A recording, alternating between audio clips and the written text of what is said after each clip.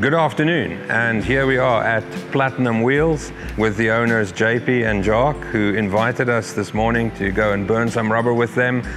We had a Ferrari 488 out, a Porsche GTS, and that R8 which I drove, which is awesome.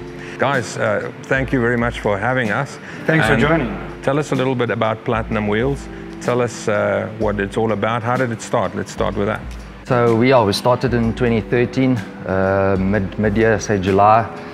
We both come from BMW, the BMW background. I started way down at the bottom of the ranks. I was actually an apprentice in the workshop. From apprentice, I moved to mechanic, technician, senior technician, master technician, and then you sort of hit the roof, you know, in the workshop. And then I was approached one day by a guy saying, "Don't you want to move to sales?" The manager in the dealership I worked with, and I come from the workshops and moved to sales, and went on a couple of incentive trips that BMW sent us on. They used to send their top salespeople on an incentive trip yearly, and that's where I met JP. He was also from another dealer, and we hooked up there and started chatting, you know, deciding. Yeah, having cocktails in Singapore, and that's not a bad place to have cocktails. That's where the Platinum Wheels started. Yes. Sitting in a pool. Yes, in another country actually. Yeah, and yeah, we actually came back and we decided, you know what, let's not just talk and let's act on this and let's go for it, and it's exactly what we did. We left BMW and we started Platinum Wheels, like Jacques said, in 2013 with 2 cars, and today we've got about 170 cars in stock. I know you guys as the premier agency to go to buy a supercar or a marquee luxury car. Now, you've obviously, for the last 7 years, built your way to the top. A, how do you get there? And how do you stay there? I think we put ourselves in a position where we can do repeat business on these high-end cars. Clients will walk in here, he buys a car, he drives it for 6 months. You need to be able to get him out of that car. You need to guide him into the next car.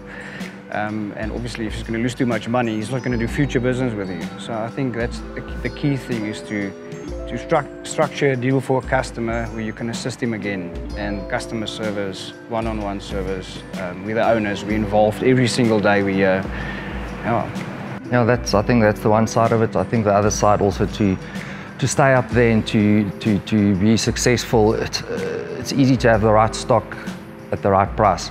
I think what's also worked in our benefit, and which we sort of handpick carefully, is our staff. We've got a very loyal staff, and I think I mentioned this many times in conversations with people. When a similar question pops up, you know, what makes you successful? I think if you can have a brilliant brand, if you don't have the right people trying to sell that brand, then the brand actually means nothing. So we're very thankful and fortunate for the staff that we've got. And I believe your customer base is not just confined to Johannesburg. You guys are like all over the place. All over. We deliver cars weekly, Cape Town, KZN. We actually export cars as well. Yep. We're more like the middleman, finding the stock, and so we also export. One thing that I know about you guys is you might not have something in stock, but I stick the feelers out and say, listen, I'm looking for, we'll get it for you. How do you do that? Dealers, we on groups, we put it out there, I'm looking for this car. We look on all different type of platforms, private sellers, and we literally go there, evaluate the car, make sure the car hasn't been in any accidents.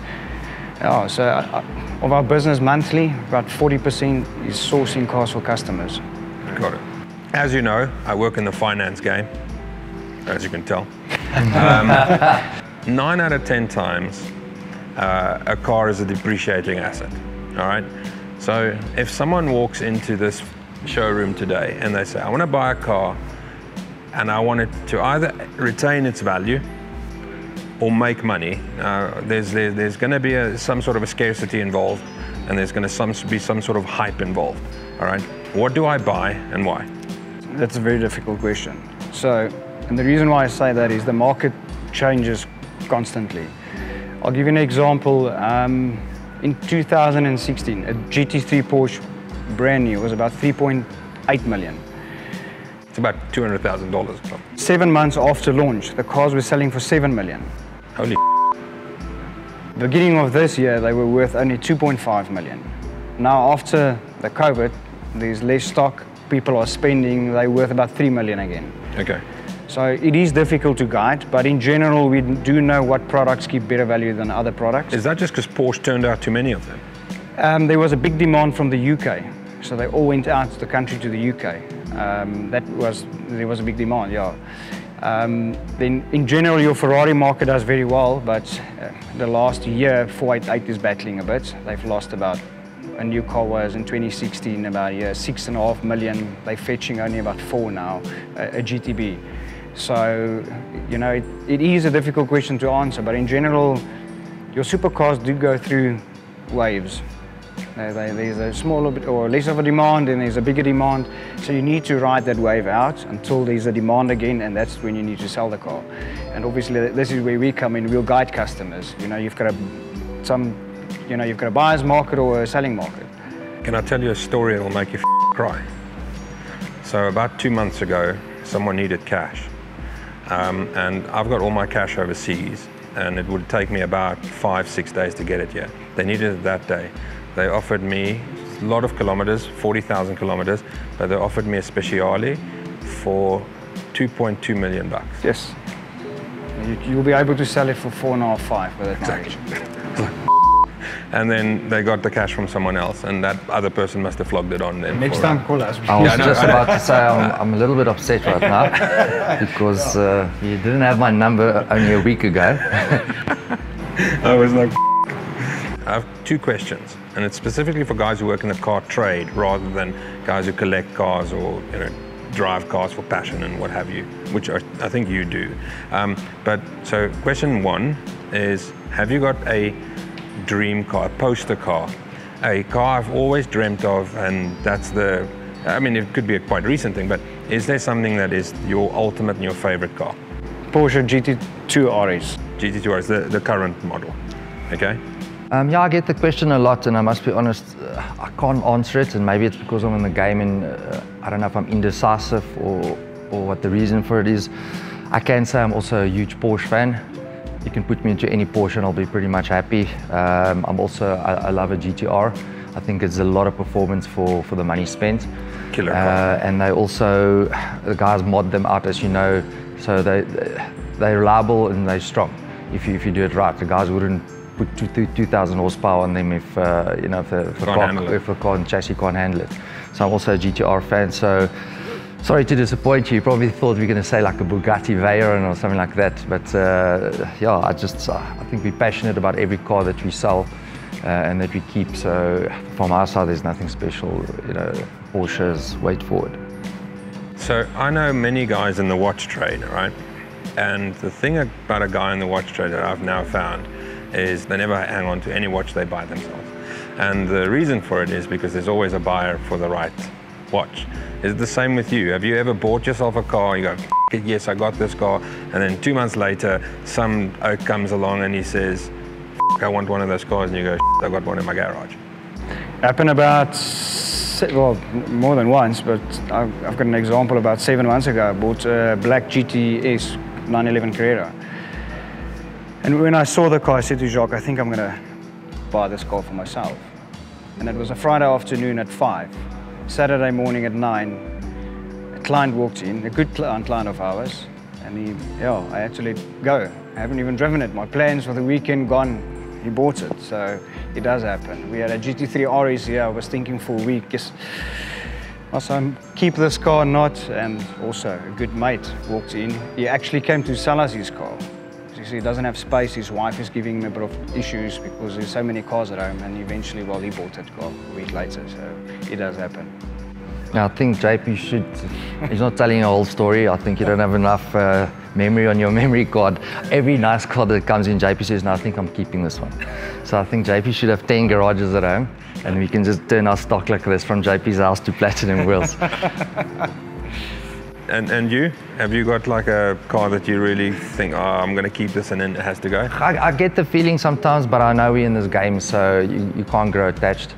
Jacques more realistic. Yeah, well, maybe I've trained my mind not to grow attached, but and also we don't really, topping the question you asked, we don't really own cars because we've got access to all these cars. So it will It's be a waste of money, pointless. you know. Yeah, to pay off a car to the bank monthly that's standing in your garage. But yeah, and we actually do own it, so Yeah, exactly. And we can switch around. I figured that would be the answer. I am having a relatively good year. I think life is good. And so I'm thinking of adding to my enormous German stable, I'm thinking of adding something from Italy. So, do I buy a Lambo? Do I buy a Ferrari? Ferrari. Ferrari. Okay, why? I think it's a more involving car to drive if it's important for you. I think looks-wise, a Lambo might have a bit more presence in the right color. But if you're going to use the car, the max potential of the car, put the car maybe on a racetrack, on a track day, I would say the Ferrari is more of a driver's car. Okay. Yeah, I also think from a resale point of view, Ferrari retains its value. You know, if I have to take over the last 10 years and you have to compare the two, I think Ferrari would come out tops. Lambo, however, also recently, but Only after COVID. Yeah, in this game, everything is about supply and demand. If there's 20 cars available, then you have to drop the price because there's 20 to choose from. Yeah. When there's 2 available, suddenly you can rise the price because you know you've got 20 people want to buy, but there's only 2 cars. So Lambo's currently in that position. In a very good position. Yeah, because there's not much stock available for whatever reason. They're sort of just flying out the door. And I also think if you own a Lambo Huracan, it's the time now is to sell it. Okay. You'll fetch proper money for it. But yeah, coming back to your question again, I think Ferrari, better investment, better involving driving car. And the Lambo is a nice car, like I said, more presence because it's more flashy. I think it's a little bit louder. At the back, though. It's an easy supercar to drive fast. Yeah. Anyone can drive it. Yeah, of course. Well, you're sharing a chassis with an Audi, 4-wheel drive. I mean, literally, it's like feeling like a GTI. Do either of you come from a racing pedigree? Racing passion, but I've only started racing very recently. Last year, VW Challenge, and this year I'm racing Polo Cup. Prior to that, I used to be involved in advanced driving. I used to do stunt driving for movies and ads. Oh, cool. I was just actually telling some of the guys here earlier, I used to, on a Saturday morning, quickly go and roll 4 cars for a movie or ad. So yeah, I've always been passionate about performance, speed, and yeah, cool. Racing is going very well. Good. Yeah. And how are you performing? Yeah, lying 5th in the championship in my first year in Polo Cup. I'm competing against 5 karting world champions, so very happy. That's very cool. Yeah. And you? No racing under my belt. I would love to get involved as well, but as you know, in this country. Why aren't you a mechanic? Well, I am. Oh, okay, all right, but I all don't race. Two dovetail. Yeah. I think we complement each other in certain ways. There's other things that I'm more, you know, as hobbies, and I follow that. And then because I think racing is a very expensive hobby, so and it's very time consuming as well. So and I think we're very fortunate, and we've got the right business model that there's 2 of us. So when JP's off racing and doing what he's doing, then I can steer the ship. And then when I'm off doing whatever I'm doing, then vice versa. So I think our business model is working for us. Marketing you can't really measure in many ways unless you like hand out pamphlets. Marketing, you know, on a racing car with advertising, that type of thing. I think it's raised our brand in awareness a lot in this last 2 years that JP's been racing. You know, people don't know where we are, what we're doing exactly, but if you mention the name Platinum Wheels, people say, yes, yeah, I've seen it somewhere. So I think it's working for us. Especially inside the racing community, we've sold a lot of supercars. Guys had races with me, nice. companies buying fleet cars, that has helped. And all the sponsors on the car is from clients. Last thing, probably more for you to answer than for you, but if I said, right, okay, I've got a fast car, which one of the 3 metrics do you say this is fast? My 0 to 100 or 0 to 62 miles an hour, that one? My standing quarter mile time or my Nürburgring time? Nürburgring. Agree. It's a proper car. Yeah, if you can put a lap time together, it's a proper car. So is it under 8 minutes or under 7 minutes? It's going under 7 now. Under 7. Well, it's still under 7:30 is fast. Okay. So GT3 does a 7:10. RS is under 7. So, and I mean, a GT3 is fast. This GTS, yeah, in the R version, they do also a 7:10. So if it's anything under 7:30, it's fast. Okay. Right. So guys, listen, one more question about your business, right? Okay, where do people find you? Okay, and why come here than anywhere else if you want to buy a proper car? I think at the obvious places on the internet, you know, at our website. We're on Facebook, we're on Instagram. Yeah, and word of mouth, and loyal clients, referrals, and referrals is massive. And I think why to buy from us is, I think as it is in any retail business, a client wants to feel like he can trust the person he's buying from, and I think there is unfortunately a stigma where, you know, I always say don't trust a used car salesman. And I think a lot of things have happened and are still happening today, you know, where people get that, where they get treated that way and they maybe get done in. And then, so it creates a bad stigma for salespeople. So I think, coming back to your question, is I think we can be trusted. I don't think we've let people down. We check our cars thoroughly. What you see is what you get, and we sell the product as it is. And like we mentioned before as well, when a car gets sold, we don't try to retire on a deal. We look after the client's needs where we can have the opportunity to trade it back in and make another sale again.